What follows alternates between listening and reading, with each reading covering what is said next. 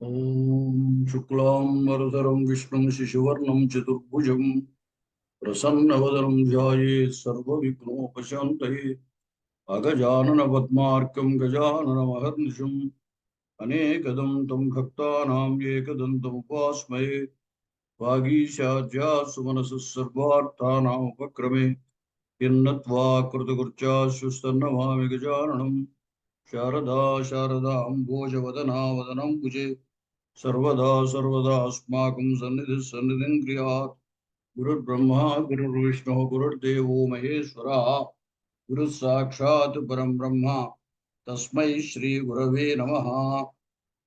ओम नमः पाणिनिकात्यायन पतञ्जलिभ्यः शब्दविद्या सम्प्रदायकर्तृभ्यो वंश ऋषिभ्यो महद्भ्यो मुनिभ्यो गुरुभ्यः।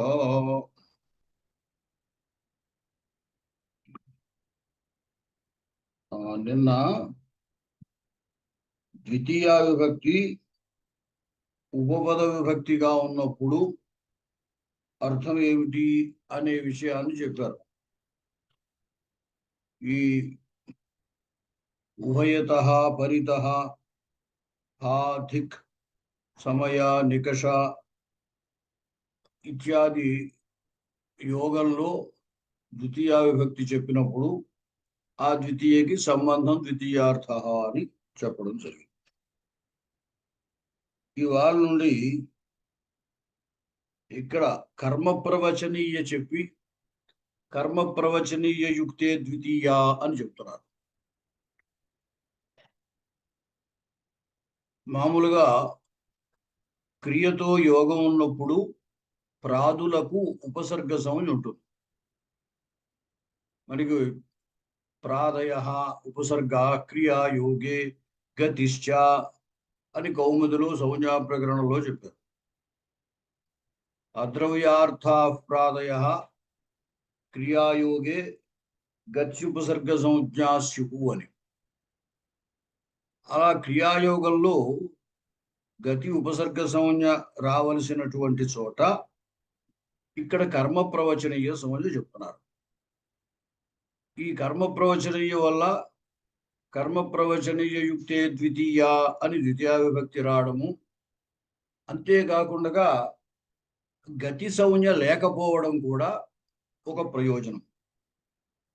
ఈ గతి సంజ్ఞ లేకపోతే ఏమిటి అంటే అది వైదిక స్వర ప్రక్రియలో గతి సంజ్ఞ ఉంటే ఒక స్వరం వస్తుంది, అది రాకపోవడం ఈ కర్మ ప్రవచనీయ సంజ్ఞ వల్ల ప్రయోజనం అన్నమాట. మనకి అనుర్లక్షణే అని సూత్రం ఉన్నది. అక్కడ లక్షణే ద్యోత్యే అనుహు కర్మ ప్రవచనీయ సంజ్ఞ స్యాత్. అను అనే దానికి కర్మ ప్రవచన సంజ్ఞ చెప్తున్నారు. జపం అనుప్రావర్షతు అని ఉదాహరణ ఇచ్చారు. అక్కడ జపము చేశారు, తర్వాత వర్షం వచ్చింది అంటే వర్షానికి కారణం జపం. జపం చేత వర్షం వచ్చింది అని మనం తెలుసుకుంటున్నాం. అంటే జపోపలక్షిత వర్షణం ఇత్యర్థ అంటారు. అంటే జపము చేత గుర్తింపబడినటువంటి లక్షణము అనేది వర్షము అని అర్థం. అంటే ఇక్కడ ద్వితీయకి లక్ష్య లక్షణ భావము అర్థము అని చెప్పారు. జపమను ప్రావర్షతిత్యత్ర ద్వితీయార్థ లక్ష్య లక్షణ భావ సంబంధ అనుద్యోత్య. లక్ష్య లక్షణ భావము ద్వితీయకి అర్థము, అది అను అనేది చేత ద్యోతన చేయబడుతుంది. మనకి అక్కడ సూత్ర వివరణలో కూడా లక్షణే ద్యోత్యే అనుహు కర్మ ప్రవచన సంస్యాత. ఈ అను అనేది ఈ లక్షణాన్ని లక్ష్య లక్షణ భావాన్ని ద్యోతన చేస్తుంది. దానికి వాచకం మాత్రము ద్వితీయ అన్నమాట. కర్మ ప్రవచనీయ సంజ్ఞా నిమిత్తత్వాత్ అదే చెప్తున్నారు. ఈ అను అనే దానికి ఈ లక్ష్య లక్షణ భావము ద్యోతన చేస్తుంది అని అనకపోతే దానికి అసలు కర్మ ప్రవచనీయ సంజ్ఞ రానే రాదు. లక్షణే ద్యోత్యే అని అన్నారు. కాబట్టి అను అనే దాని చేత లక్ష్య లక్షణ భావము సూచింపబడుతోంది. ద్యోతన చేయడం అంటే అలా సూచింపబడుతోంది కాబట్టి దానికి కర్మ ప్రవచనీయసం అని చెప్పారు. అటువంటి దాంతో యోగం ఉంది కాబట్టి కర్మ ప్రవచనీయుక్తే ద్వితీయ అని జపశబ్దం మీద ద్వితీయ విభక్తి వచ్చింది. అంచేత అను అనే దాని చేత లక్ష్య లక్షణ భావము ద్యోతన చేయబడుతుంది, విభక్తి చేత చెప్పబడుతుంది. వాచ్యము ద్యోత్యము, ఇక్కడ ద్వితీయ వాచ్యము లక్ష్య లక్షణ భావం, అనుద్యోత్యము లక్ష్య లక్షణ భావం, అది రెండింటికి తేడా. హేతు తృతీయ బాధకత్వాత్ అత్ర విభక్తేర్ హేతురపి ద్యోత్య. అసలు ఇక్కడ హేతవు తృతీయ రావాలి. ఎందుకంటే వర్షం ఎందుకు వచ్చింది అంటే ఆయన జపం చేయడం వల్ల వర్షం వచ్చింది. కాబట్టి వర్షమునకు కారణం జపం. అంచేత జపేన ప్రావర్షత్ అనొచ్చు, ఇంకా అనువుతో పని లేదు అసలు. ఎందుకంటే జపము ఇక్కడ కారణం కాబట్టి తృతీయ రావాలి.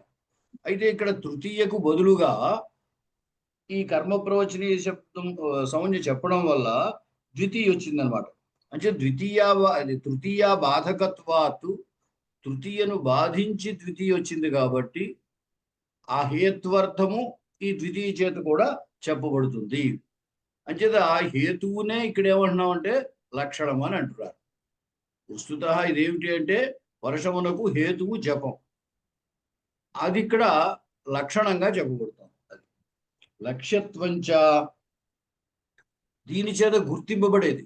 లక్ష్యము అంటే గుర్తింపబడేది, లక్షణము అంటే గుర్తింప చేసేది.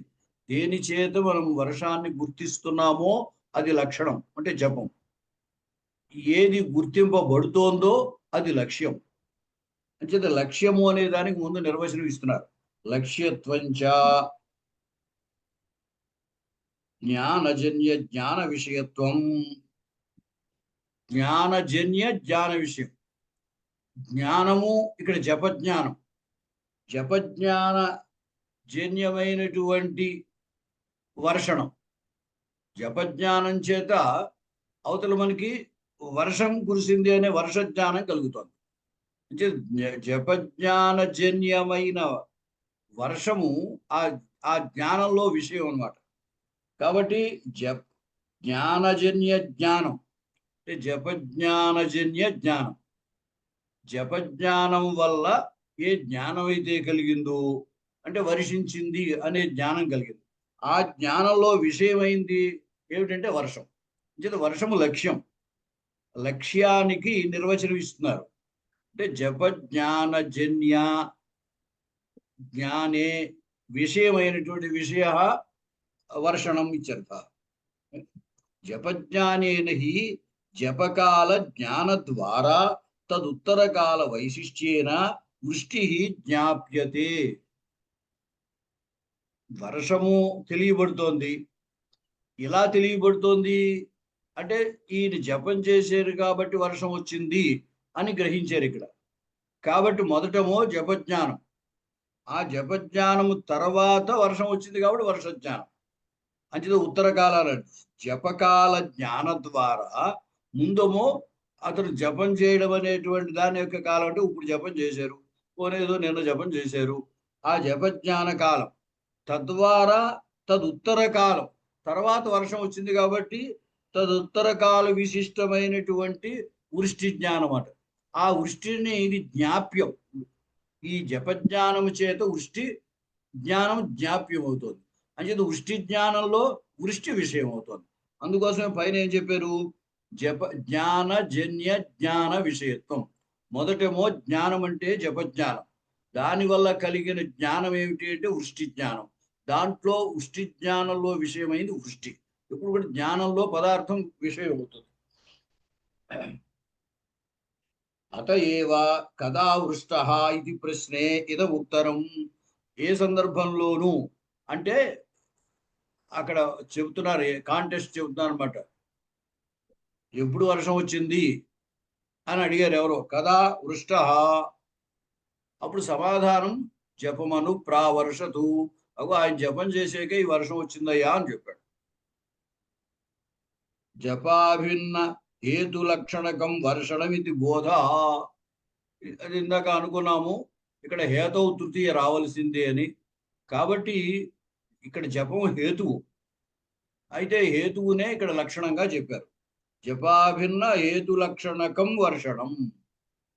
జపాభిన్న హేతు అంటే జపమే హేతు. ఆ హేతువు చేత అది లక్షణం అంటే గుర్తింపజేసేది. అటువంటిది లక్షణంగా కలిగినటువంటి వర్షణము అని దీనికి అర్థం. ఉక్తంచ క్రియాయా ద్యోతకో నాయం సంబంధస్య న వాచక నాపి పదాక్షేపి సంబంధస్య తు భేదక. ఈ వాక్యపది ఉంది చూసారా, ఆ వాక్యపదీయంలో ఏమిటంటే మహాభాష్యానికి సంబంధించినటువంటి అలాగే పాణినీయ వ్యాకరణ సిద్ధాంతానికి సంబంధించిన అంశాలని ఆయన శ్లోకాల్లో చెప్తారు. అయితే కేవలం మన వాక్యపదీయం తీసి ఆ శ్లోకం చదివితే మనకి ఏమి అర్థం కాదంటే ఆ కాంటెస్ట్ మనకి తెలియదు. ఇలాగా వీళ్ళు వ్యాఖ్యానాల్లో ఏ ఏ సందర్భాల్లో దాన్ని ప్రమాణంగా చూపించారో మనం గ్రహిస్తే అప్పుడు ఆ శ్లోకంలో ఈ విషయం చెప్పారు అనేది మనకు అర్థం అవుతుంది అనమాట. క్రియాయా ద్యోతకో నాయం సంబంధస్య న వాచక నాపి క్రియాపదాక్షేపి సంబంధస్య తు భేదక. ఇక్కడ అంటే ద్వితీయకి అర్థం ఏమిటి చెప్పాలి అంటే లక్ష్య భావం అని పైన చెప్పారు అర్థం. అది ఎట్లా చెప్పారు, మిగతావి ఎందుకు కాదు అనే విషయం చెబుతున్నారు. ప్రపచతి ఇత్యాదౌ ఉపసర్గవత్ నాయం క్రియాగత విశేష ద్యోతక. మామూలుగా పచతి అంటే వండుచున్నాడు అని అర్థం. ప్రపచతి అంటే ఏదో ప్రకృష్టం పచతి బాగా వండుతున్నాడు అని మనం దానికి ఏదో ఒక విశేషమైన అర్థాన్ని చెబుతూ ఉంటాం. కేవలం పచతి అంటే వండుచున్నాడు అనేది సరిపోతుంటే ప్రపచతి అండం ఎందుకు అంటే ఇట్లాగా బాగా వంటవాడు ఇతను బాగా చేస్తాడండి అని మనం ఎవరినైనా అంటాం అనుకో, అప్పుడు ప్రపచతి అనొచ్చు. ఈ ఏం చేస్తోంది, క్రియా సంబంధమైన విశేషాన్ని ఆ వైశిష్ట్యాన్ని చెబుతోంది. అలాగా ఇక్కడ జపం అనుప్రావర్షత్ అనే చోట ఈ అను అనేది వర్షడానికి సంబంధించిన వైశిష్ట్యాన్ని ఏమీ చెప్పటం లేదు. అదే ప్రపచతి ఇత్యాదు ఉపసర్గవత్ అయం అంటే ఈ కర్మ ప్రవచన అని చెప్పేటువంటి అను అనేది క్రియాగత విశేష ద్యోతక నా విశేష ద్యోతకం కాదు. ఈ నా అనేది ఉపసర్గవత్తు నాయం దగ్గర నా ఉంది, ఈ నా అనేది అక్కడ అన్వయించుకోవాలి. క్రియాగత విశేష ద్యోతక నా విభక్త్యా ఏవ ఉక్తత్వాత్ సంబంధస్య నవాచక. అలాగే ఈ సంబంధం లక్షణ భావ సంబంధం, ఆ సంబంధం ఏమో విభక్తి చేత చెప్పబడుతోంది. ఎందుకంటే జపం చేత వర్షం వచ్చింది అని తెలుస్తోంది కాబట్టి ఈ జపం చేత అనే తృతీయార్థంలో హేత్వర్థంలో తృతీయ రావలసిన చోట ద్వితీయ వచ్చింది కాబట్టి ఈ ద్వితీయగా హేత్వర్థం చెప్పుకుంటే ఏమవుతోంది, ఇది లక్షణము, వర్షమము లక్ష్యము, ఈ లక్షణ భావం అనేది ద్వితీయ చేత చెప్పబడుతుంది. కాబట్టి లక్షణ భావం అనే సంబంధము ఈ అను అనే దాని చేత చెప్పబడటం లేదు. అలాగే నా ప్రాదేశం విలిఖతి చాదౌ విశబ్దవతు క్రియాపదాక్షేపి అని మనకి ఏదో యజ్ఞ క్రతువు సంబంధం దాంట్లో ప్రాదేశం విలిఖతి అంటారు. ప్రాదేశం విలిఖతి అంటే అక్కడ ఏదో కొంత మేర ప్రాదేశమాత్రం ఏదో దర్భని ప్రాదేశమాత్రం ఏదో అంగుళంకి ముక్క చేస్తారనుకోండి, అది ప్రాదేశం అని అంటాం. అలాగే ఆ క్రతువులో కూడా అటువంటి కొలతను చెప్పేటువంటిది అనమాట. అక్కడ ప్రాదేశం విలిఖతి అనేటువంటి చోట విలిఖతి అంటే మామూలుగా లిఖతి అంటే వ్రాయుచున్నాడు అని అర్థం చెప్తాం. కానీ ఇక్కడ విలిఖతి అంటే కొలవడం, కొలత అని అర్థం. ఈ వి అనేటువంటి దాని చేత కొలత అనేటువంటి విశేషము తెలియబడుతుంది అన్నమాట. అయితే అక్కడ ప్రాదేశం విలిఖతి అనే చోట ఏ క్రియ అయితే చెప్తున్నామో అంటే కొలుస్తున్నాడు అని అర్థం. అయితే కొలుస్తున్నాడనే అర్థం అక్కడ లేదు, అంటే ఆ శబ్ద ప్రయోగం లేదు. లేకపోయినా ఆ సందర్భాన్ని బట్టి దానికి అక్కడ అర్థం చెబుతున్నాం. అంచేత నాభి ప్రాదేశం విలఖతి చాదు విశబ్దవతు క్రియాపదాపేక్షి. అక్కడ విశబ్దం ఏం చేస్తోంది అంటే క్రియాపదాన్ని, అంటే కొలుస్తున్నాడు అనేటువంటి క్రియను ఆక్షేపం చేస్తోంది. ఎందుకంటే ఆ సందర్భాన్ని బట్టి అక్కడ ఆ పని చేయడమే, అంతేగా విలిఖతి అంటే ఏదో రాయటమనో విశేషంగా రాయటమనో అర్థం కాదు. అంచేది అక్కడ కొలుస్తున్నాడనే అర్థం చెబితే కానీ సరిపోదు. కాబట్టి ఆ వి అనేది ఏం చేస్తోంది, కొలవడము అనేటువంటి ఆ క్రియని ఆక్షేపిస్తోంది. ఆక్షేపించడం అంటే ఆ క్రియ లేకపోతే కుదరదు కాబట్టి దాన్ని సూచిస్తుంది అనమాట. తత్రహి వినా, ఈ వినా అంటే గమ్మును మనం పొరపాటు పడే అవకాశం ఉంది. వినా అంటే వి ఇది ఉపసర్గేణ అని అర్థం. మామూలుగా వినా అని అవ్యయం ఉంది లేకుండా, ఆ అర్థం కాదు ఇక్కడ. జాగ్రత్తగా ఆ వాక్యంలో మనం గమ్మును పొరపాటు పడే అవకాశం ఉన్నది. వినా అంటే వి అనే ఉపసర్గ చేత మానక్రియ ఆక్షిప్యతే. మానక్రియ అంటే కొలవడము, మానం అంటే ఇక్కడ కొలవడం అని అర్థం. చేత కొలవడం అనే క్రియ ఆక్షేపింపబడుతోంది. తథా సతి తత్క్రియా నిబంధన కారక విభక్తిరేవ స్యాదితి కర్మ ప్రవచనీయయుక్తే ద్వితీయ ఇది వ్యర్థం స్యాత్. కాబట్టి ఇప్పుడు ఇంతకీ ఏమిటి అంటే ఇక్కడ జపం అనుప్రావర్షత్ అనే చోట అను అనేది ప్రపంచతి దగ్గర ఉపసర్గలాగా ఇక్కడ క్రియా విశేషాన్ని చెప్పటం, జోతన చేయటం లేదు. పోనీ సంబంధమా అంటే ఆ సంబంధమేమో ద్వితీయ లక్ష్య భావ సంబంధమేమో ద్వితీయ చెప్పబడుతోంది. అలాగే ప్రాదేశం విలిఖతి దగ్గర వి అనేటువంటిది విశేషమైన క్రియను ఆక్షేపిస్తోంది, మానక్రియ. అలా ఇక్కడేమి విశేష క్రియని ఆక్షేపం చేయటం లేదు. ఈ మూడు చేయటం లేదు. కాబట్టి దీనికి ఏమిటి అర్థము అంటే కేవలము ఏం చెబుతున్నారు, ఆ లక్ష్య భావాన్ని ద్యోతన చేస్తోంది అను అనేది అంటారు.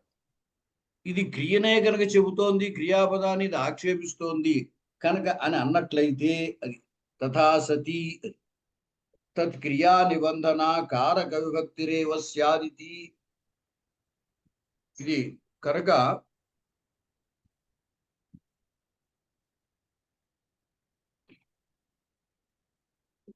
తథా సతి అస్య తథా సతి క్రియాగత విశేష ద్యోతకత్వాత్యభ్యుపగమే. క్రియాగతమైన విశేష క్రియని ఇది చెబుతోంది అని కనుక అన్నట్లయితే అప్పుడు ఏమైపోతుందంటే కారక విభక్తి వచ్చేస్తుంది. ఎందుకంటే క్రియాకారక భావము ఉన్నట్టయితే అది ఫలాన్ని చెప్తున్నప్పుడేమో ఫలాశ్రయత్వా ద్వితీయ విభక్తి వస్తుంది. ఒకవేళ కరణము అని చెప్పినట్టయితే తృతీయ వస్తుంది. ఆ విధంగా తత్ క్రియా నిబంధన కారక విభక్తిరేవ స్యాత్ ఇది. అలా కనుక వచ్చినట్టయితే కారక విభక్తే కనుక వచ్చేస్తే ఇక్కడ ఇంకా కర్మ ప్రవచనీయయుక్తే ద్వితీయ, కర్మ ప్రవచనీయ సంజ్ఞ చెప్పడము, కర్మ ప్రవచనయుక్తే ద్వితీయ అని ద్వితీయ చెప్పడము వ్యర్థం స్యాత్, వ్యర్థమైపోతుంది. కింటు విశిష్ట క్రియాజనితోయం సంబంధ విభక్త్యర్థ ఇది ద్యోతక అది. కాబట్టి ఈ విశిష్ట క్రియాజనిత అయం సంబంధ, ఏ సంబంధము లక్ష్య భావము అనేటువంటి సంబంధం, ఆ సంబంధము అది విభక్త్యర్థం. విభక్త్యర్థం అంటే విభక్తి చేత చెప్పబడేది, విభక్తి వాచ్యం. ఏ విభక్తి వాచ్యమైన ఏ అర్థమైతే ఉందో ఆ అర్థానికి ఇది ద్యోతకము అన్నారు. ద్యోతకము మనం వాచ్యము అని రెండు రకాలుగా ఉంటాయి కదా, ద్యోత్యము వాచ్యము, ద్యోతకము వాచకము. సాక్షాత్ దాని చేత ఆ అర్థం చెప్పబడితే వాచకము, ఆ అర్థానికి వాచ్యము, రెండింటికి వాచ్యవాచక భావము సంబంధం. సాక్షాత్తుగా అర్థం చెప్పకుండా సూచిస్తోంది అని అన్నట్టయితే అర్థమేమో ద్యోత్యము, ఆ శబ్దము ద్యోతకము, ఆ రెండిటికి జ్యోత్య ద్యోతక భావం సంబంధం. కాబట్టి ఇక్కడ ఏమంటున్నారంటే అణు అనేటువంటిది సాక్షాత్తుగా లక్ష్య భావాన్ని చెప్పట్లేదు, ఎందుకంటే ద్వితీయ చెబుతోంది.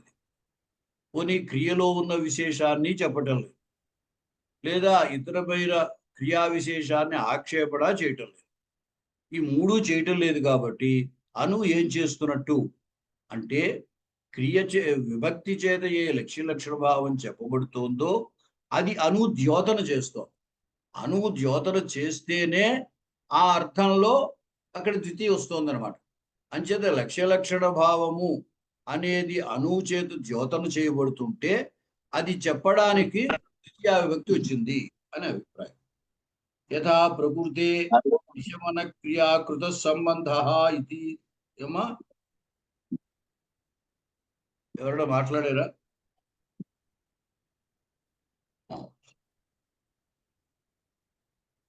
లేదు మహోదయ. సరే సరే సరే.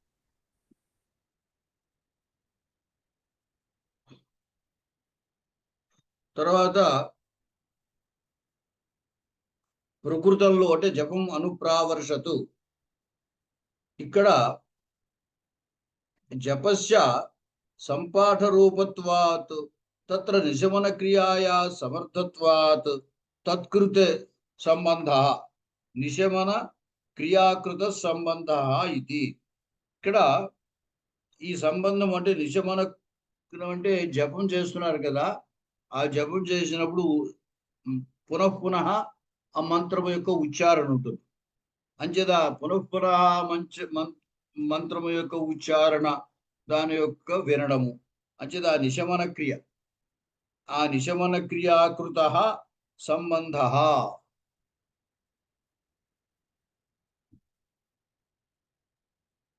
ఆ సంబంధం దీని చేత చెప్పబడుతుంది. అదే ద్యోతకము అవుతుంది. నిశమన క్రియాకృత సంబంధ లక్షణ భావం. ఆ లక్షణ భావాన్ని ఇది ద్యోతన చేస్తోంది.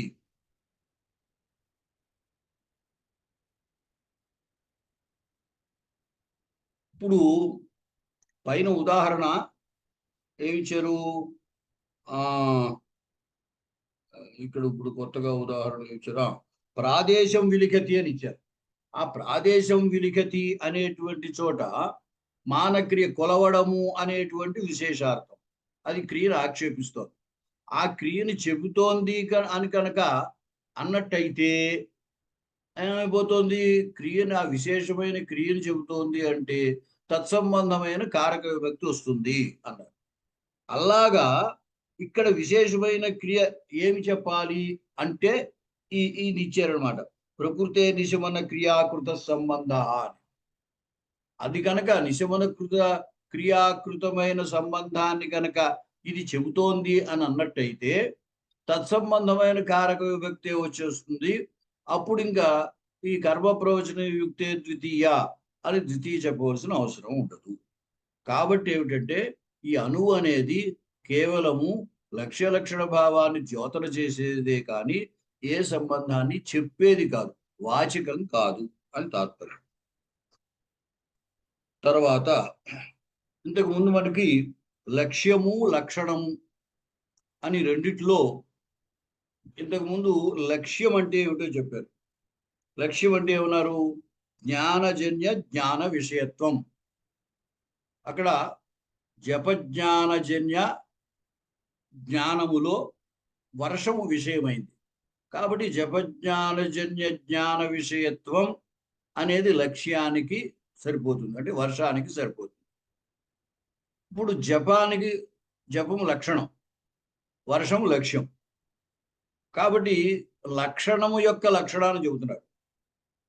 ఇందాక లక్ష్యము యొక్క లక్షణాన్ని చెప్పారు. అంటే లక్ష్యం అంటే ఏమిటి అంటే ఏంటి? లక్ష్యం అంటే ఏమిటి అంటే జ్ఞానజన్య జ్ఞాన విషయత్వం లక్ష్యత్వం అన్నమాట. ఇప్పుడు లక్షణం అంటే ఏమిటి అంటే జ్ఞాన జనక జ్ఞాన విషయత్వం. లక్షణం ఏం చేస్తుంది? జ్ఞానాన్ని కలగజేస్తుంది. జ్ఞాన జనక ఏ జ్ఞానము? వర్షజ్ఞానం. వర్షజ్ఞాన జనకమైనటువంటి జ్ఞానం జపజ్ఞానం. జపజ్ఞానంలో విషయం జపం. అంటే అట్నుంచి ఇటు చెబుతున్నారు, జాగ్రత్తగా గమనించండి. జ్ఞానజన్య జ్ఞాన విషయత్వం అన్నప్పుడు మొట్టమొదట జపజ్ఞానజన్య జ్ఞాన అంటే వర్ష విషయక జ్ఞానం. జ్ఞాన విషయత్వం వర్షానికి ఉంటుంది. ఇప్పుడు ఏం చేస్తున్నారు? లక్షణం అనేదానికి లక్షణం చెబుతారు. లక్షణం అంటే ఏమిటి అంటే మనకి చివరి తెలిసిందేమిటి? వర్ష జ్ఞానం. వర్ష జ్ఞానంలో వర్షం విషయం అవుతుంది. ఆ వర్ష జ్ఞానం అనేది దేని వల్ల కలిగింది? జపజ్ఞానం వల్ల కలిగింది. అందుచేత ఏమన్నాడు? జ్ఞానజనక అంటే వర్ష జ్ఞానాన్ని కలగజేసేటువంటిది. ఆ వర్ష జ్ఞాన జనకమైన జ్ఞానములో విషయం అయ్యేది జపం అన్నమాట. జ్ఞాన జనక జ్ఞాన విషయత్వం లక్షణత్వం. ఈ విధంగా లక్ష్యము అంటే ఏమిటి, లక్షణము అంటే ఏమిటి అని దానికి పరిష్కారం చెప్పారన్నమాట. మీరు ఇటువంటివి మీకు ఏవో 1 మార్క్ క్వశ్చన్లు బిట్లు ఏవో ఉంటున్నాయి. అటువంటి వాటిల్లో ఇటువంటి వాటిని అడిగే అవకాశం ఉంటుంది. సరే, లక్షణ పదార్థ లక్షణంతు హరిణా ఉక్తం. పైన లక్ష్యం అంటే ఏమిటో ఈయన టెక్స్ట్ లో చెప్పేశారు. ఏం చెప్పారు అంటే జ్ఞానజన్య లక్ష్యత్వం చ జ్ఞానజన్య జ్ఞాన విషయత్వం అని చెప్పేశారు. ఇప్పుడు లక్షణం అంటే ఏమిటి అంటే హరికారిక వాక్యపదీయంలో ఉన్నది ఉదాహరణ ఇస్తున్నారు. ఆశ్రితావధి భావంతు లక్షణే లక్షణం విదుహు. ఆశ్రిత అవధి భావం, ఆశ్రిత అవధి ఏదైతే ఆశ్రితముగా ఉన్నదో, జ్ఞానానికి ఆశ్రితముగా ఉన్నదో తద్ అవధి. ఆశ్రిత అవధి భావ మర్యాద రూప. అది లక్షణే లక్షణం విదు. లక్షణే ఇక్కడ 2 పదాలు ఉన్నాయి. 2 లక్షణ పదాలే. కానీ మొదటి లక్షణే అనే పదానికి భావార్థకం అది. లక్ష్యతే ఇది లక్షణం. లక్ష్యతే ఇది లక్షణం అంటే గుర్తించుట అని మాత్రమే అర్థం, భావార్థం. రెండవ లక్షణం విదుహు అన్నప్పుడు అది కరణార్థంలో ల్యుట్టు. ల్యుట్ అనేది భావ కరణ 2 అర్థాల్లోనూ వస్తూ ఉంటుంది. మొదట లక్షణ శబ్దానికి లక్ష్యతే ఇది లక్షణం అంటే భావార్థం, గుర్తించుట. రెండవ లక్షణం అనే శబ్దానికి లక్ష్యతే అనేన ఇది లక్షణం అంటే దేని చేతనైతే మనం గుర్తిస్తున్నామో అది. ఇక్కడ జపము చేత వర్షాన్ని గుర్తిస్తున్నాం కాబట్టి జపము లక్షణం. అంచేత లక్షణ శబ్దాన్ని ఈ విధంగా ఈయన వ్యాఖ్యానం చేశారు. లక్షణే అనేది అందుకే అర్థం ఏం రాస్తున్నాడు? లక్షణం అంటే గుర్తించుట కదా, కాబట్టి అర్థము లక్ష్య వస్తు ప్రకాశే. అది గుర్తించడం అంటే లక్ష్య వస్తువుని ప్రకాశింపజేయడం. దీని చేత లక్షణము అనే శబ్దం భావార్థకం. భావార్థకం అంటే గుర్తించుట అని అర్థం. గుర్తించుట అంటే అర్థం ఏంటి? లక్ష్య వస్తు ప్రకాశము. ఇక్కడ సప్తమి కాబట్టి లక్ష్య వస్తు ప్రకాశే అని సప్తమిగా ఇచ్చారు. ఆశ్రిత అవధి భావం అంటే ఆశ్రిత మర్యాదకం. ఇప్పుడు దాన్ని గుర్తించడంలో ఆ గుర్తించడానికి ఆశ్రితమైనటువంటి అవధి ఏది అంటే జపం. అవతల దాన్ని వర్షాన్ని గుర్తించడం. మొదటి లక్షణే అనే శబ్దానికి అర్థం అనమాట వర్షాన్ని గుర్తించుటలో అని అర్థం. అంచేతే లక్ష్య వస్తు ప్రకాశే అని. లక్ష్య వస్తువు ఇక్కడ వర్షం. ఆ వర్షం యొక్క ప్రకాశం అంటే తెలియజేయడం అనుకోండి, అంటే గుర్తించడం. కాబట్టి ఆ లక్ష్య వస్తు ప్రకాశములో అవధి ఏమిటి అంటే ఆశ్రితమైన అవధి. దేని వల్ల ప్రకాశిస్తోంది? అది ఈ జపం వల్ల ప్రకాశిస్తోంది. అంచేత ఆశ్రిత అవధి భావము కలిగింది ఏది అంటే జపం. కాబట్టి దాన్నే లక్షణము అన్నారు.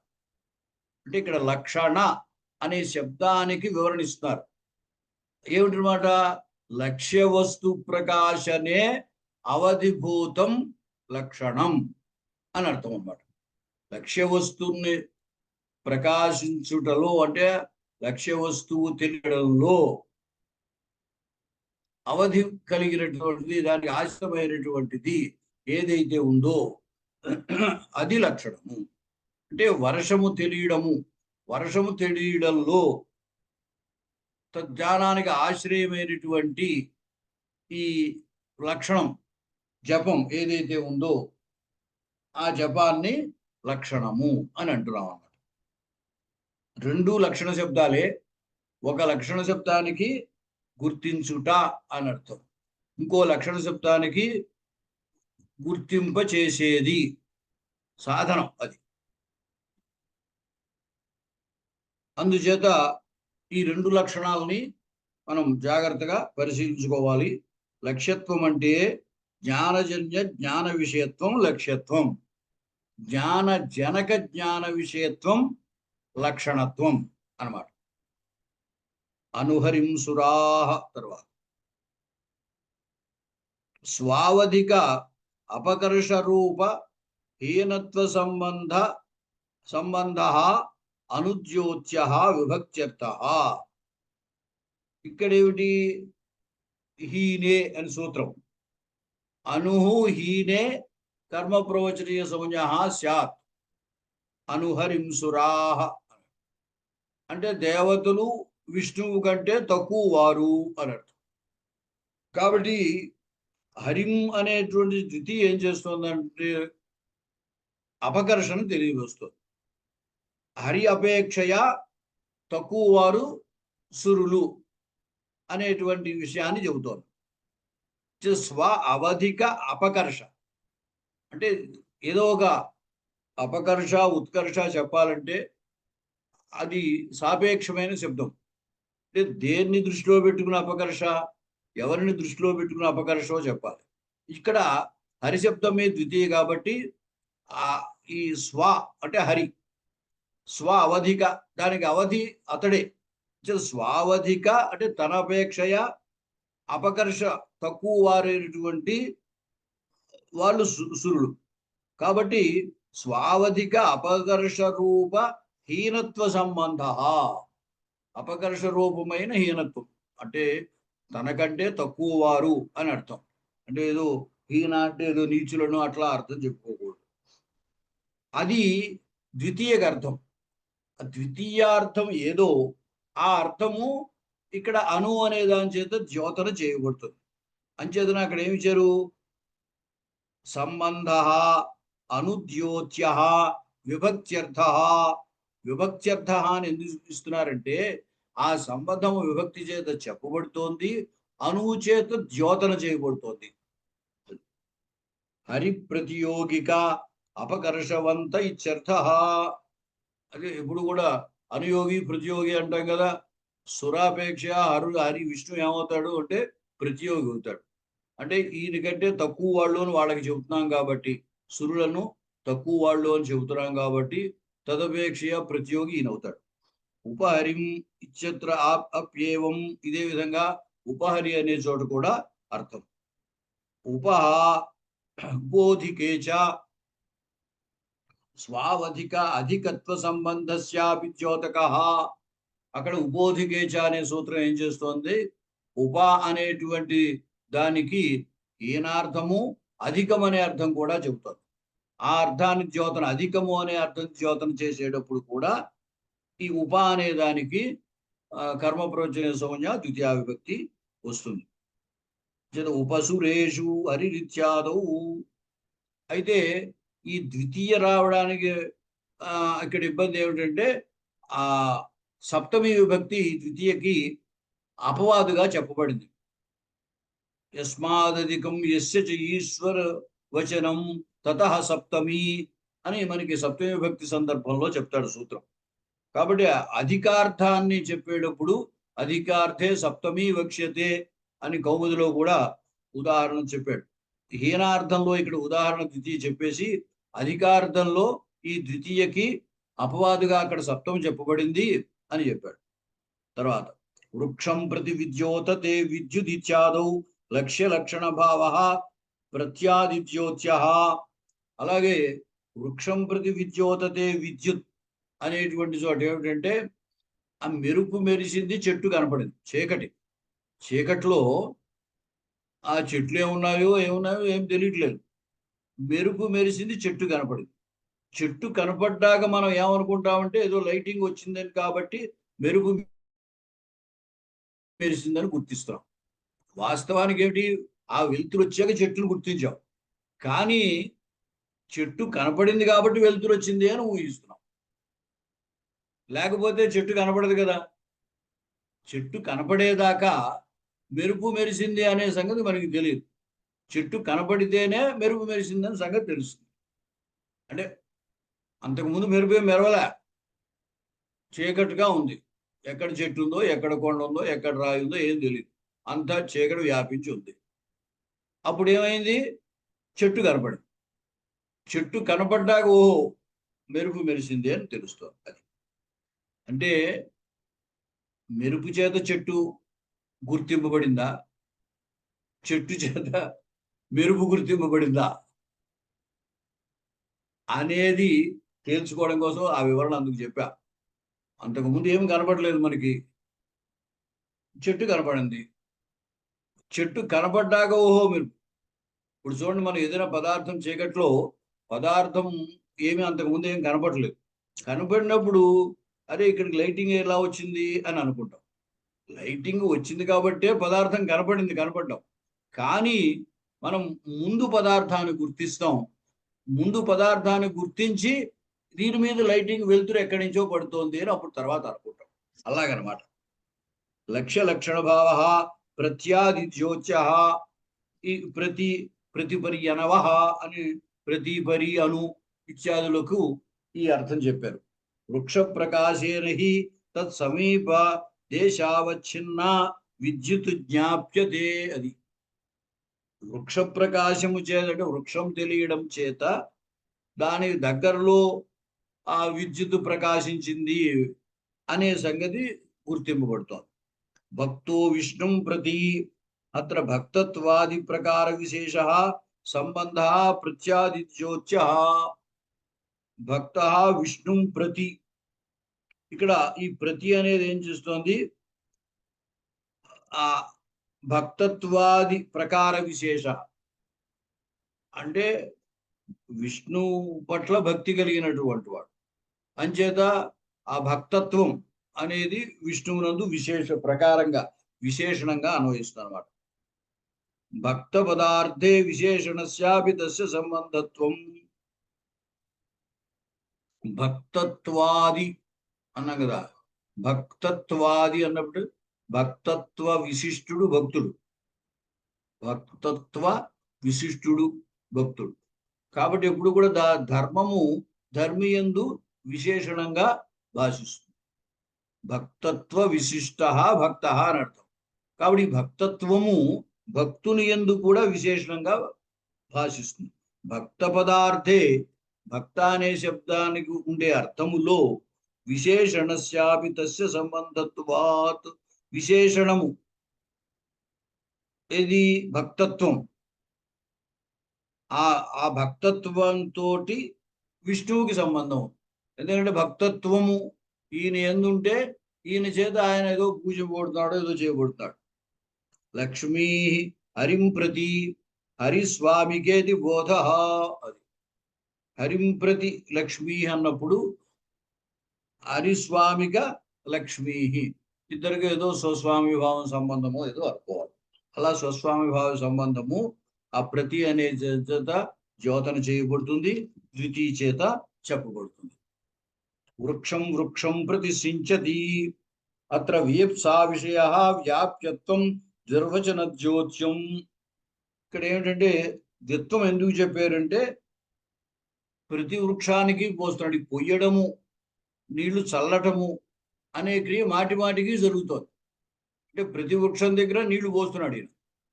అంటే వృక్షం వృక్షం అని ద్యోతన అది అది దేన్ని చేస్తుందంటే వీప్స, ద్విత్వం. వేప్సాయామే ద్విత్వం, ఆ వేప్స ఉన్నప్పుడే ద్విత్వం వస్తుంది.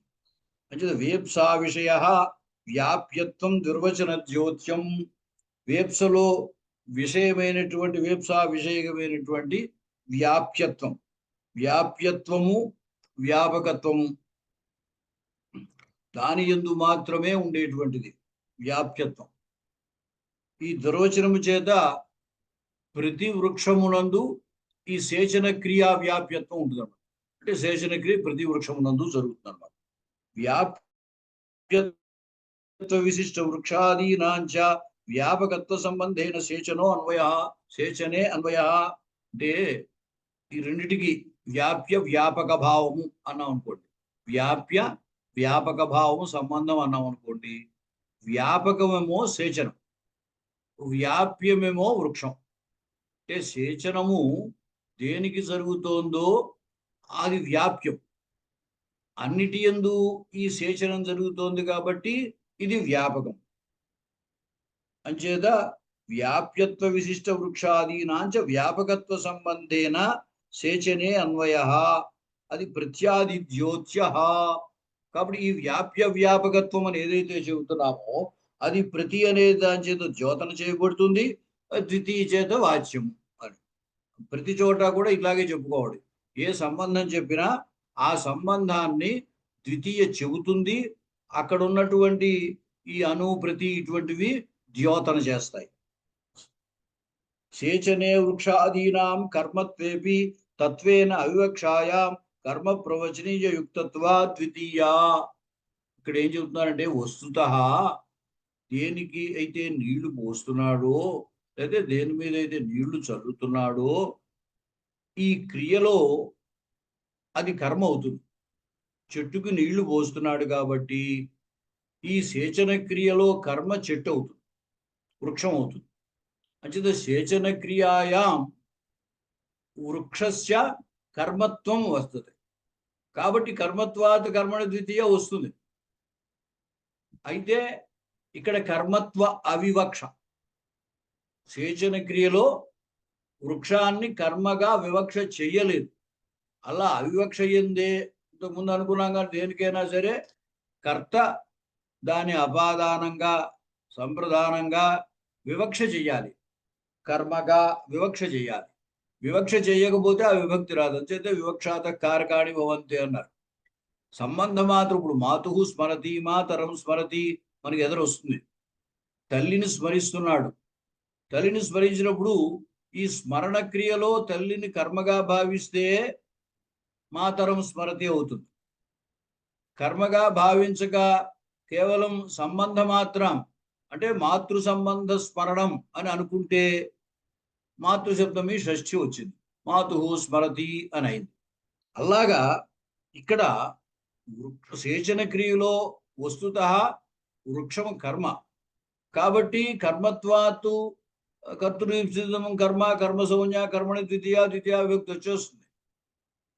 కానీ కర్మత్వ వివక్ష చెయ్యకపోవడం చేత ఈ సూత్రం చేత కర్మ ప్రవచనీయం అని చెప్పి ద్వితీయ చెప్పారు. సేచనే వృక్షాదీనాం కర్మత్వేపి తత్వేన అవివక్షాయాం, అది దాన్ని కర్మగా వివక్ష చేయకపోతే అప్పుడు కర్మ ప్రవచనీయ యుక్తత్వా ద్వితీయ. అతయేవ ప్రత్యర్థం శబ్ద నివేశ ఇత్యాదౌ అర్థస్య నివేశన క్రియా నిరూపిత అధికరణత్వేపి అర్థమర్థం ప్రతీచ్యేవ విగ్రహో భాష్యే దర్శిత. ఏ మాట చెప్పినా దానికి భాష్యమే ప్రమాణం అండి. అయితే నాగేశ్వరుడు నిన్న కూడా చెప్పాను, నాగేశ్వరుడు ఎంతటి గొప్పవాడు. అంచేత ఆయన చెప్పేటువంటి మాట కానీ సిద్ధాంతానికి కానీ ఎక్కడెక్కడ భాష్యంలో ప్రమాణం ఉందో ఆయన అది పట్టుకొచ్చి ఇక్కడ మనకి చూపిస్తూ ఉంటాడు. భాష్యంలో ప్రత్యర్థం శబ్ద, ఈ మాట చాలా ప్రసిద్ధమైంది. ప్రత్యర్థం శబ్ద నివేశ అనేది అంటే మనం ఒక పదార్థాన్ని ఒక అర్థాన్ని చెప్పాలంటే ఒక శబ్దం వాడాలి. రామ గచ్చతి, రాముడు వెళ్ళుచున్నాడు, వెళ్ళుచున్నాడు అని చెప్పడానికి గచ్చతి వాడాలి. రాముడు అని చెప్పాలి, రామ అనాలి. అంచేత మనం వాక్య నిర్మాణం చేసినప్పుడు ఈ ఇన్ని పదాలు ఒక్కొక్క పదం ఒక్కొక్క అర్థాన్ని చెబుతుంది. అంచేత ఏ ఏ అర్థాలని మనం చెప్పదలిచేమో ఆయా అర్థాలకి ఆయా పదాలను వాడతాం. అందుచేతే ఈ ప్రత్యర్థం శబ్ద నివేశ అనే సిద్ధాంతం విషయంలోనే స్వరూపాణం ఏకశేష ఏక విభక్తౌ అనే సూత్రం చెప్పాల్సి వచ్చింది.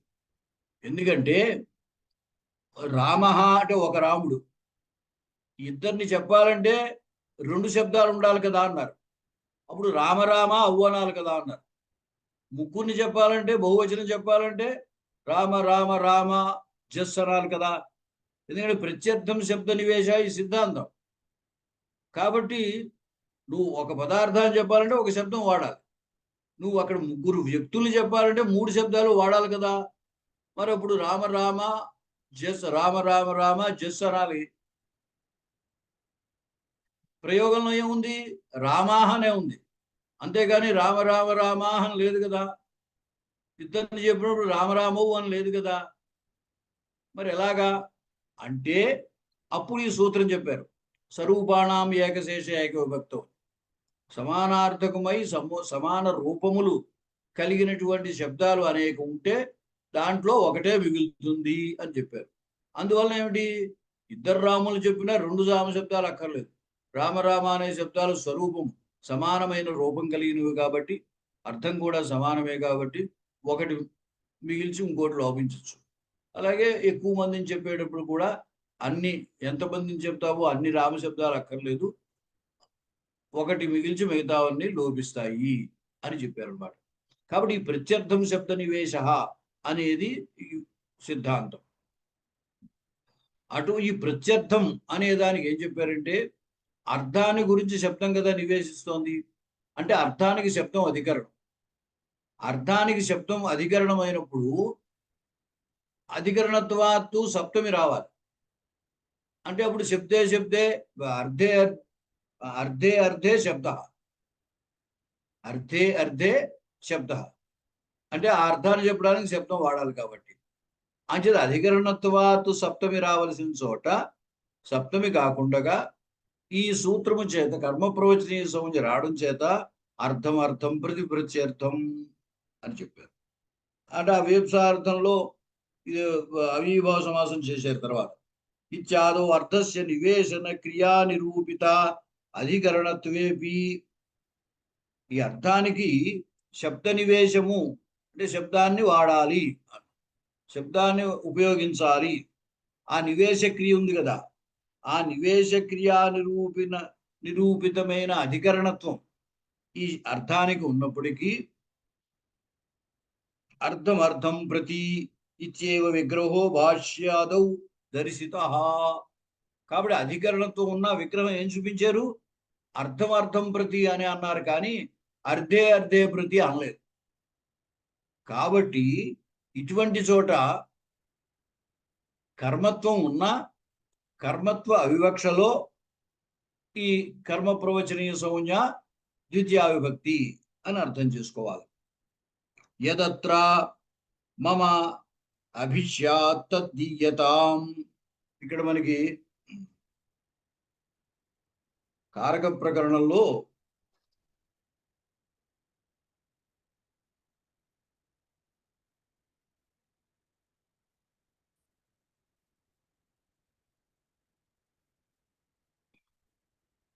అంతరాంతరేణ యుక్తే కర్మ ప్రవచనీయా అనుర్లక్షణే కర్మ ప్రవచనీయ యుక్తే ద్వితీయ తృతీయార్థే హీనే ఉపోదికే చ లక్షణేత్థం భూతాఖ్య ఇత్థం భూతాఖ్యాన భాగవీప్సాసు ప్రతిపర్యనవః.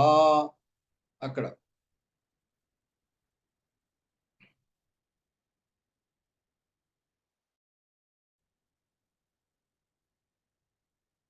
వీప్సాయాం వృక్షం వృక్షం ప్రతి అనే దాన్ని ఉదాహరణ ఇచ్చారు. దాని తర్వాత అభిరభాగే అధిపరి అనర్థకౌసు పూజాయాం, తర్వాత అతిరతిక్రమణే పదార్థ సంభావన అన్వవసర్గకర సముచ్చయేషు అనేటువంటి చోట సర్పిషోపి స్యాత్ అపి అనేది అపిస్తుయాద్ విశ్వం సంభావన, తర్వాత అపిస్తుహి అన్వవసర్గ కామచార దిగ్దేవదత్తం. ఇక్కడ ఈ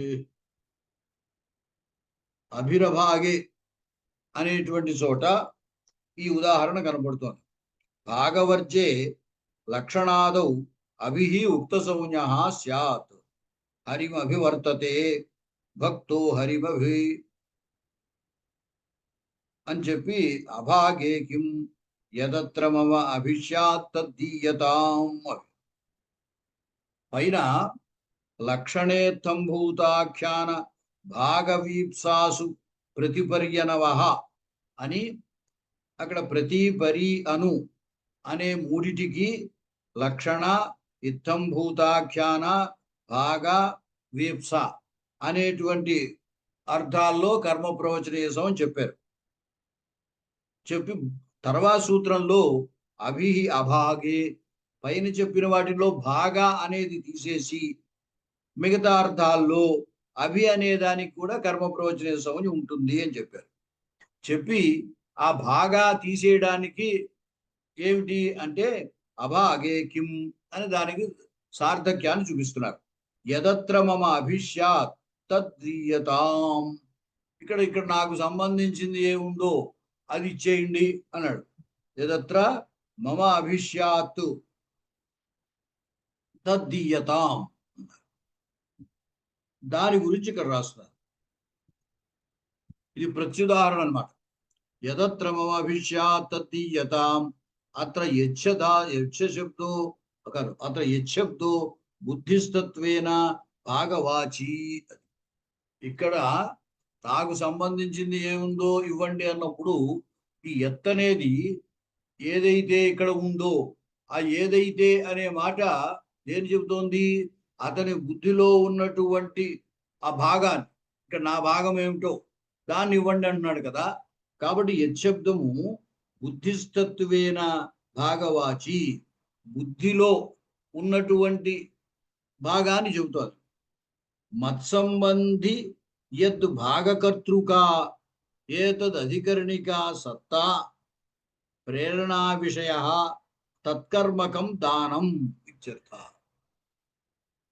తద్దీయతాం అన్నాడు కదా. అభిష్యాత్ దగ్గర మామూలుగా స్యాత్ అయితే స్యాత్ అనేది దానికి విధిలింగు. అసుధాతువుకి స్యాత్ స్యాతాం స్యుః. అభి అని ఉపసర్గ ఉంది కాబట్టి ఉపసర్గలో ఉన్న ఇకారం ఉండడం చేత సకారానికి షత్వం వచ్చింది. అంచేత అభిష్యాత్ అన్నారు. అభిష్యాత్లో స్యాత్ సకారం ఏమిటి? అది ఈ స్యాత్ అనేది ఏంటి? సత్తా అని చెబుతుంది. ఈ సత్తా అనేది దేనికి సంబంధించింది? ఆ భాగానికి అధికరణం ఇక్కడ ఉన్నట్టయితే అని. అంచేత మత్సంబంధి భాగకర్తృక ఆ భాగం సత్తా అనేది ఇది ఏమిటిది? అకర్మక ధాతు ఉండడం అనేది. ఉండడం ఏది ఉండడము? భాగం ఉండడం. కాబట్టి భాగం కర్త ఉండడంలో భాగకర్తృక యద్ అధికరణకా సత్తా ఏతదధికరణకా సత్తా, భాగము నాకు అధికరణమైనటువంటిది ఈ ప్రదేశంలో సత్తా. ప్రేరణా విషయ తత్కర్మకం దానం. ఇప్పుడు దానములో కర్మ ఈ భాగము ఇక్కడ ఉన్న భాగం అని అంటున్నాడు కదా. కాబట్టి ఇక్కడ ఉండడము అంటే ఈ ఉండడానికి కర్తమో భాగం. అంచేత భాగకర్తృక ఏతత్ అధికరణక అంటే ఏతత్ ప్రదేశాధికరణకం. ఆ అధికరణకం అయినటువంటి భాగ అక్కడేమో సత్తలో ఏమో భాగం కర్త, దానంలో అదే భాగం కర్మ. దీయతాం అంటున్నాడు. దీయతాం అంటే ఇవ్వబడుగాక. ఇవ్వబడుగాక అంటే ఇవ్వబడేది కర్మ. కాబట్టి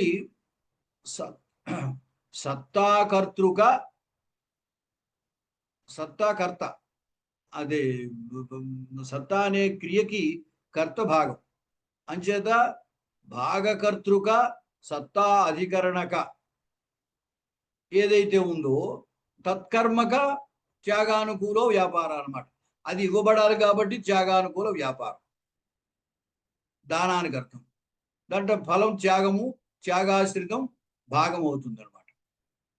కాబట్టి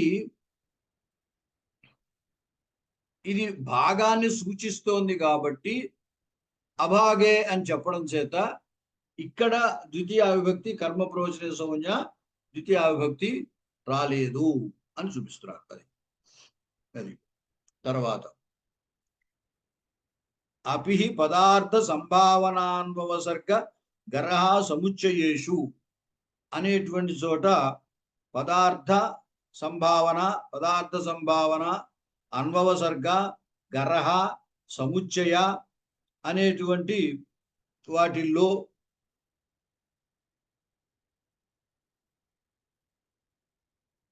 అపి అనే దానికి కర్మ ప్రవచనం అని చెప్పారు. సర్పిషోపి స్యాత్ అని.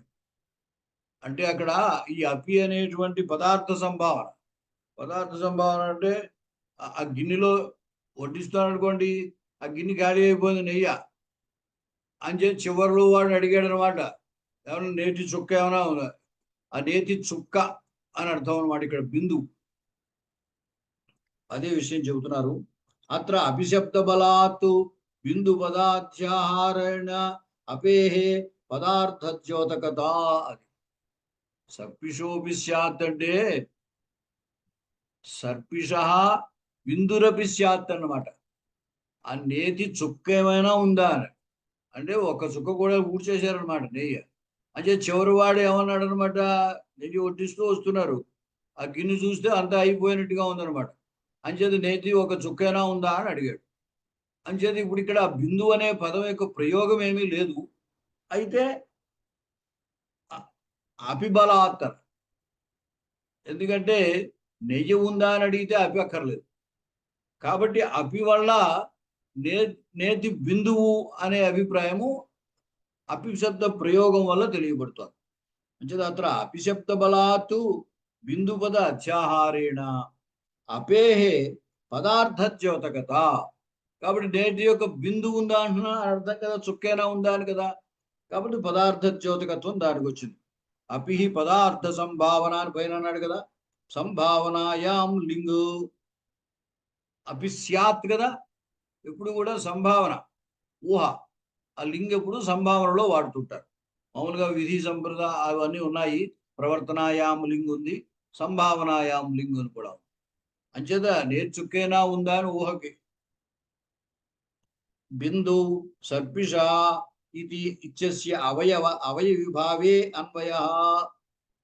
ఈ రెండిటికి సర్పిష బిందువు అని ఎప్పుడైతే అన్నామో, నేటి యొక్క చుక్క అని అంటే నేతికి చుక్కకి అవయవి భావం. ఈ చుక్క అవయవం, నెయ్యి అవయవి, రెండిటికి సంబంధం అవయవి భావము. షష్ఠి సంబంధార్థంలో వస్తుంది కదా, అదే అవయవి భావ సంబంధం. బిందుశ్చ ఆఖ్యాతార్థకర్తరి అన్వేతి. బిందు స్యాత్, బిందు ఉందా అని. కాబట్టి బిందువు ఉండడం అడిగిన వాడు ఇక్కడ కాదు. బిందువు ఉందా అంటే ఉండడం అనే క్రియకి ఆ క్రియలో కర్త ఎవడవుతాడంటే ఆ బిందువు అవుతుంది. అంటే బిందు కర్తృక సత్తా క్రియ కదా. అంచేత బిందుశ్చ ఆఖ్యాతార్థకర్తరి అన్వేతి. అపి క్రియాయాం స్వద్యోత్య బిందు దౌర్లభ్య ప్రయుక్త దౌర్లభ్యస్యాపి ద్యోతకః. ఇప్పుడు ఈ అపి దేనికి ద్యోతకము అంటే అక్కడ నేతి చుక్క కూడా లేకపోవడం కదా. లేకపోతేనే వాడు ఏమన్నాడు, ఒక చుక్కైనా ఉందా అన్నాడు. అంచేత ఏమన్నాడంటే దుర్లభత్వం. క్రియాయాం అపి క్రియాయాం స్వద్యోత్య అంటే అపి అనే శబ్దం చేత ద్యోతన చేయబడుతుంది. స్వద్యోత్య ఏది బిందు దౌర్లభ్య ప్రయుక్త దౌర్లభ్యస్యాపి ద్యోతకః. బిందు దౌర్లభ్య ప్రయుక్త దౌర్లభ్యం, బిందువు దొరకకపోవడం, బిందువైనా ఒక చుక్కైనా లేకపోవడం, ఆ చుక్కైనా లేకపోవడము అనే దాని చేత ప్రయుక్తమైన దౌర్లభ్యం. అంటే ఇక్కడ అపి అనేది దౌర్లభ్య ద్యోతకం, దుర్లభత్వం, దొరకకపోవడం. ఈ దొరకకపోవడము అనేటువంటి అర్థాన్ని అపి అనేది ద్యోతన చేస్తుంది. దొరకకపోవడం అంటే ఏది దొరకకపోవడము అంటే నేతి బిందువు దొరకకపోవడం. అందుచేత ఏం రాశారంటే బిందు దౌర్లభ్య ప్రయుక్త దౌర్లభ్యము అన్నారు. శబ్దశక్తి స్వభావాత్ అన్నారు. మరి ఇంత అర్థం ఎలా వచ్చిందా అంటే శబ్దశక్తి స్వభావాత్ అని సభ. శబ్దానికి అటువంటి శక్తి ఉందయ్యా, అటువంటి ఆ స్వభావం, శబ్దానికి అటువంటి శక్తి కలిగి ఉండడం అనేది శబ్దం యొక్క స్వభావము అన్నారు. అంటే ఇది ఏమవుతుందంటే అండి, అది హృదయంలో ఉన్నటువంటి అభిప్రాయం.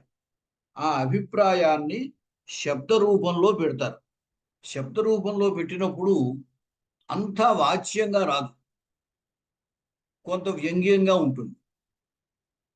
అంచేత నేతి చుక్కైనా ఉందా అని వాచ్యంగా అనేస్తే విశేషం ఏమీ లేదు. అందువల్ల ఏమిటి, సర్పిషోపి స్యాత్ అన్నాడు. సర్పిషోపి స్యాత్ అని అనడం వల్ల ఏమొస్తుందంటే, లేకపోతే నెయ్యుందా అని అడగదలిస్తే అపి అక్కర్లేదు. కాబట్టి కనీసం ఒక్క చుక్కైనా ఉందా అని అభిప్రాయపడ్డాడు కాబట్టే అపి అని ప్రయోగించాడు. అంటే ఏమిటి, చివరి వాడి దగ్గరికి వచ్చేసరికి ఉరికే మన ఊహ. ఎందుకంటే వటన చేస్తున్నాను అనుకోండి, ఆ వరుసకు గిన్నెలో నెయ్యి వరుసకు వడ్డించుకుంటూ వెళ్ళేసరికి చివరి వాడికి లేకపోవచ్చు ఒక కప్పుడు. అందుచేత వాడికి దొరకడము అనేది లేదు, అంటే దౌర్లభ్యం. ఆ నెయ్యి దొరకకపోవడమే ఇక్కడ అపి చేత సూచింపబడుతుంది. అంటే దొరకకపోవడం అంటే ఉందా, చుక్కైనా ఉందా అన్నాడంటే అర్థం ఏంటి, అక్కడ లేదు అనేది వాడికి తెలుస్తోంది. వాడు అంతకుముందు నుంచే గిన్నె ఊడ్చి ఊడ్చి ఊడ్చి వేస్తున్నాడేమో. అందుచేత ఆ నేతి యొక్క దౌర్లభ్యం, ఆ చుక్క కూడా దొరకకపోవడం, అంటే ఈ దౌర్లభ్యం అనేది అపి చేత సూచింపబడుతుంది. మరి ఈ అర్థం ఎలా వచ్చిందయ్యా అంటే, శబ్దానుగుణ శక్తి వల్ల వచ్చింది అంటాడు. ఏవంచ సర్పి అవయవ బిందు కర్తృక, సర్పిరవయవ బిందు కర్తృక. అంటే మనం ఇందాక అనుకున్నాము, సర్పిష అనే షష్ఠి అవయవిభావము అనే అర్థంలో వచ్చింది. బిందు పదాన్ని అధ్యాహారం చేసుకోమని చెప్పాం. ఈ స్యాత్ అనేటువంటి సత్తాక్రియకి కర్త బిందువు. అందుచేత ఏం రాస్తున్నారు, సర్పిరవయవ బిందు కర్తృక.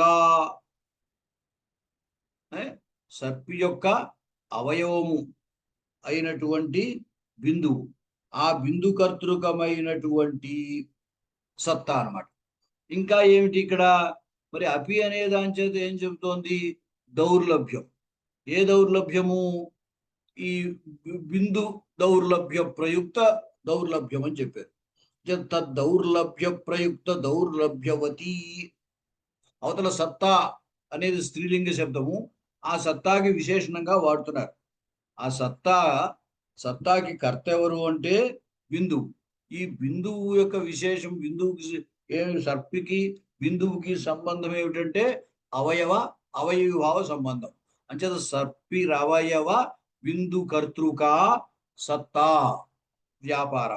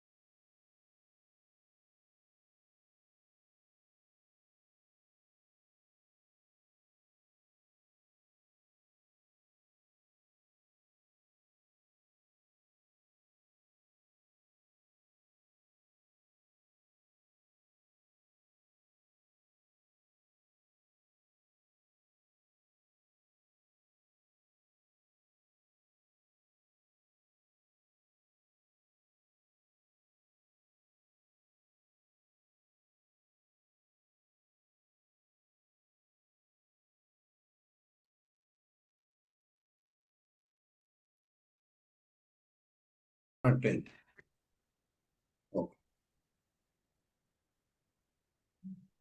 అయిపోయింది, ఇక్కడితో ఎలాగా ఆపేదే. సరే, అంచేది ఇప్పుడు ఏమిటి, ఈ సర్పిషోపి స్యాత్ అనే దాని వల్ల బోధ ఏం కలుగుతుందో చెప్తున్నారు. ఈ సర్పిష అనే చోటున్న షష్ఠికి అవయవిభావం అర్థము, ఈ అపిబలం చేత బిందు శబ్దము అధ్యాహారంగా తెచ్చుకుంటున్నాము. ఆ బిందువు యొక్క లేకపోవడము, తర్వాత స్యాత్ అనేటువంటి లింగు, ఆ లింగు సంభావనలో చెప్పబడుతుంది. ఈ అసుధాతువు కాబట్టి సత్తార్థము, ఆ సత్తాకి కర్త బిందువు, అంటే బిందుకర్తృకమైన సత్తా. అందుచేత బోధ ఇట్లా ఉంటుంది అని రాస్తున్నారు. సర్పిర్ అవయవ బిందుకర్తృక తద్దౌర్లభ్య ప్రయుక్త దౌర్లభ్యవతి సంభావనా విషయ సత్తా అని బోధ. ఇది బోధ. అంచేత సర్పిషోస్పి స్యాత్ అనేటువంటి దాని నుండి మనకి ఈ రకమైనటువంటి బోధ కలుగుతుంది అని చెప్పారు. అలాగే తర్వాత అపి స్తుయాద్ విష్ణు, ఇక్కడ కూడా స్తుయాత్ అనే సంభావనలో లింగ అనమాట. అంచేత అపిహి లింగార్థ సంభావనాయా క్రియాగత శక్యత్వస్య విషయతయా ద్యోతక. అపిస్తుయాత్ విష్ణు అంటే నేను విష్ణుని స్తుతించగలనా అని తాత్పర్యం. కాబట్టి ఆ శక్యత్వం, క్రియాగత శక్యత్వస్య విషయతయా ద్యోతక, ఈ సంభావన అపి లింగార్థ సంభావనాయా క్రియాగత శక్యత్వస్య విషయతయా ద్యోతక. ఊహ, దేనికి సంబంధించిన ఊహ? ఆ స్తుతించడానికి శక్యం అవుతుందా, అటువంటి సామర్థ్యం నాకుందా అనేటువంటి ఊహ అన్నమాట. ఆ ఊహలో ఈ శక్యత్వం అనేది విషయము, దాన్ని అపి అనేది ద్యోతన చేస్తుంది. విష్ణువుని ద్యోతన చేస్తున్నాయి కాబట్టి అది విష్ణు కర్మిక ఏతత్కర్తృక శక్యత్వేన సంభావ్యమాన స్తుతి ఇది బోధ. అక్కడ బోధ ఎలా ఉంటుందో చెప్తున్నారు. విష్ణు కర్మ, స్తోత్రంలో విష్ణువు కర్మ, అంచేత విష్ణు కర్మిక ఏతత్ కర్తృక, ఎవరైతే స్తోత్రం చేస్తున్నారో వాడు కర్త. ఆ కర్తగా, అతడు కర్తగా కలిగినటువంటి శక్యత్వేన సంభావన, ఈ సంభావనలో విషయం శక్యత్వం, అంచేత శక్యత్వేన సంభావ్యమాన స్తుతి అని బోధ.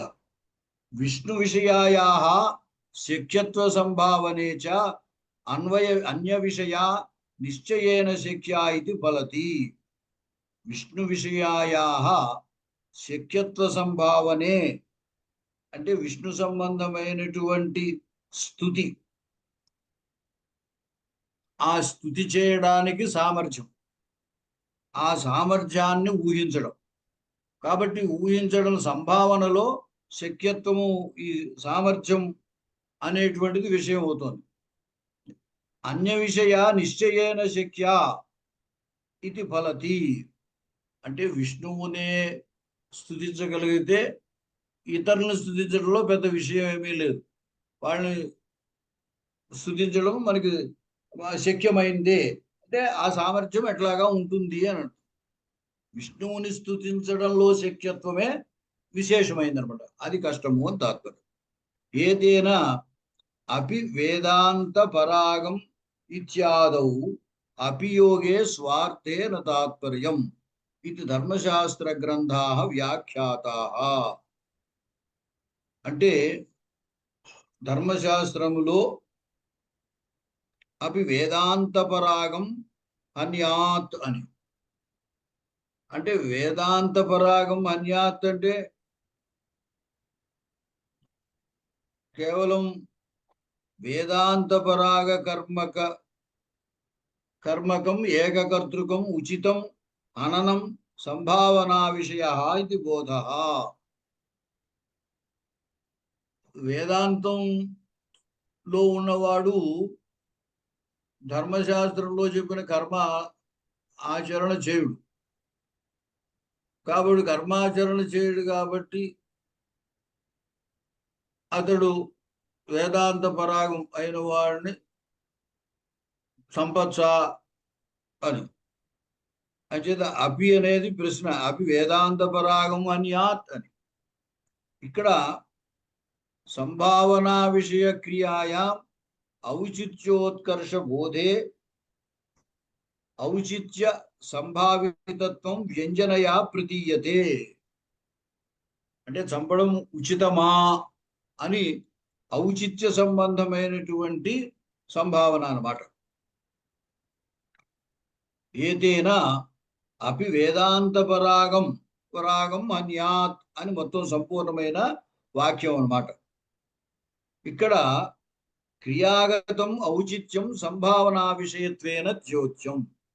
ఈ అన్యాత్ అనేప్పుడు సంభావన, ఎందుకంటే లింగు కాబట్టి ఆ సంభావనలో క్రియాగతమైన ఔచిత్యం విషయం. అంటే అతడు వేదాంత పరాగుణ్ణి చంపడం ఉచితమా అని ప్రశ్న అన్నమాట. ఈదృశేషు సంభావనా విషయతయా విగతం ఔచిత్యం జ్యోత్యం. ఇటువంటి స్థలాల్లో సంభావనా విషయతయా, సంభావనలో విషయముగా ఔచిత్యానికి సంబంధించింది కాబట్టి విగతం ఔచిత్యం జ్యోత్యం. ఈ అపి అనేటువంటిది ఔచిత్యం లేకపోవడాన్ని సూచిస్తుంది.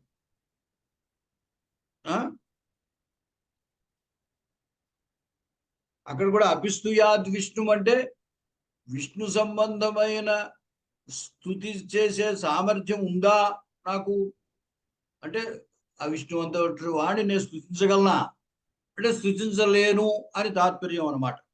సాధారణ వ్యక్తులను అయితే స్తుతించగలం, కానీ విష్ణువు యొక్క గుణగణాలను స్తుతించడం మనకి సాధ్యం కాదు, నాకు సాధ్యం కాదు అనే అభిప్రాయం అన్నమాట. ఇటువంటి విషయాల్లో తత్సంబంధమైన ఇక్కడ అంచేతే విగతం ఔచిత్యం అన్నారు. సంభావిత ఔచిత్యస్య అనుష్ఠానం అయుక్తమిది స్వార్థే తాత్పర్యాభావ.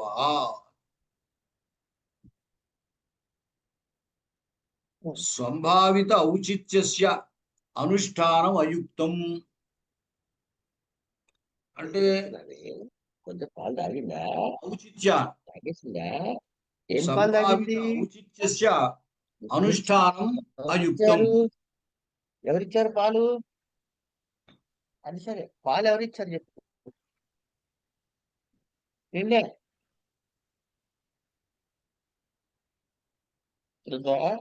కాబట్టి ఈ ఔచిత్యములో ఒక్కొక్కప్పుడు ఉత్కర్ష, ఒకప్పుడు అనుత్కర్ష రెండూ కూడా సూచించవచ్చు అన్నమాట. అంచేత సంభావితమైన ఔచిత్య అనుష్ఠానం అయుక్తం అనేటువంటి అర్థం ఇక్కడ స్వార్థే తాత్పర్యాభావ అన్నారు. అంటే అర్థంలో ఇక్కడ తాత్పర్యం కాదు. కింద వాక్యంలో ఏం రాశారంటే అపి వేదాంత పరాగం ఇత్యాదో అపి యోగే స్వార్థేన తాత్పర్యం. స్వార్థంలో అంటే అక్కడేమిటి, అన్యాత్ అనేటువంటి స్వార్థంలో తాత్పర్యం కాదు. అక్కడ స్వార్థంలో ఉన్న ఔచిత్యాన్ని ప్రశ్నించడం కాబట్టి ఔచిత్యం కాదు అని తాత్పర్యం. ఈ విధంగా ఈ అపి అనేటువంటిది ఈ సంభావనలో తత్సంబంధమైనటువంటి సామర్థ్యము కానీ ఔచిత్యము కానీ అవి విషయములు అవుతాయి. దాన్ని ద్యోతన చేస్తుంది అపి అనేది.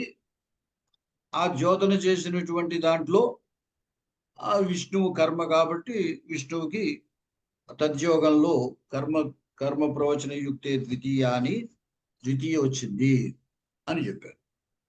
తర్వాత కాలాత్మనో రత్యంత సంయోగే అని సూత్రం వస్తోంది. అక్కడి నుంచి తర్వాత సోమవారం నాడు మనం చెప్పుకుందాం.